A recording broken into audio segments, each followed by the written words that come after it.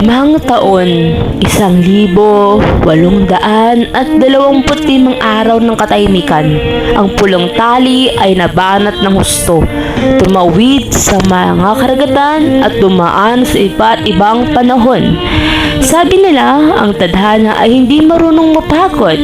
Hihilain ka nito sa mga lugar na hindi mo inaasahan. Sa oras na akala mo ay sumuko ka na, isang maulang gabi sa Manila, ang sinulid ay nagsimulang magbuhol muli. Grabe yung ulan!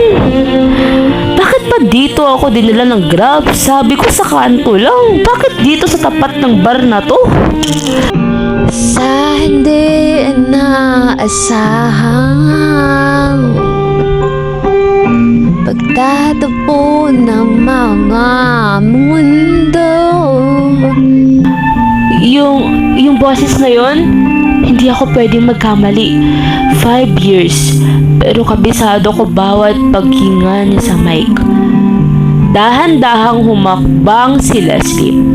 Bawat apak niya sa sahig ng bar, tila may kasamang kaba na hindi niya naramdaman kahit nung nag-present siya ng pinakamalaking building niya sa London. Sa dulo ng silid, sa ilalim ng isang madilaw na spotlight, nakita niya si Mira.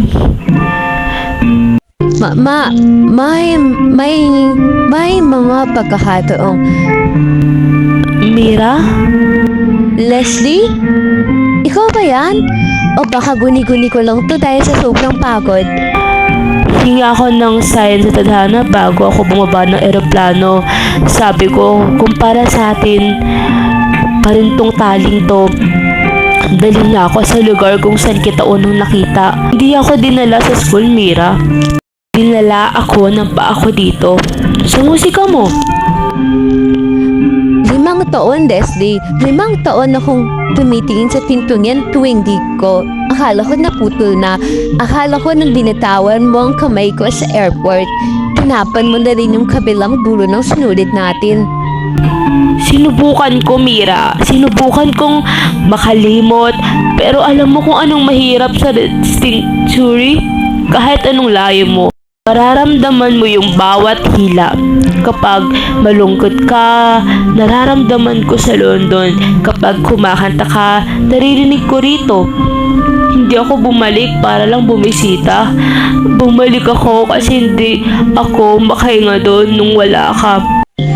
Ang daya mo! Darating ka rito ng basang-basa. Sasabihin mo yung pagkatapos ng 5 taon?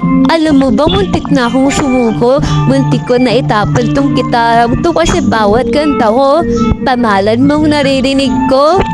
Eto, wag kang sumuko. Ito na ako. Hawakan mo ulit yung dulo. Ngayon, susubukan mong hilahin. Mararamdaman mo, hindi na ako aalis. Nakakainis ko. Ang tagal mong dumating. Muntik na akong maligaw. Pero heto tayo ngayon. Sa hindi inaasahang pagkakataon, nagtagpo ulit ang mga mundo natin. Ang bar na dati ay puno ng mga estranghero, biglang naging tahanan. Ang ulan sa labas na tila malungkot, naging musika ng kanilang muling pagsisimula. Doon sa gitna ng usok at ingay, ang pulang sinulid ay nagbuhol ng maigpit. Isang buhol na hindi na basta-basta mabubuwag ng kahit anong distansya.